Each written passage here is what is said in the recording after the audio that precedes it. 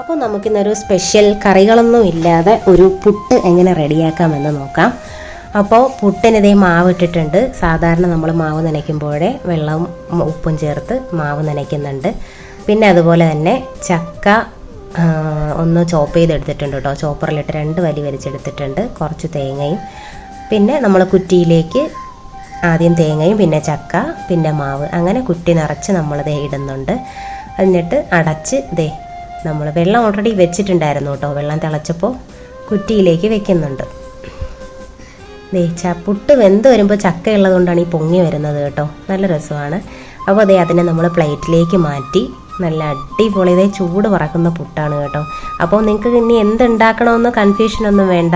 ഒട്ടും സമയമില്ല എന്നുണ്ടെങ്കിൽ ഈ പുട്ടും ചക്കയും ചക്കപ്പുട്ട് ഉണ്ടാക്കിയാൽ മക്കൾക്കും ഇഷ്ടമാവും. കറികളും സെപ്പറേറ്റ് ഒന്നും ഉണ്ടാക്കണ്ട. അന്നത്തെ ദിവസം കുശാലാവും അല്ലേ.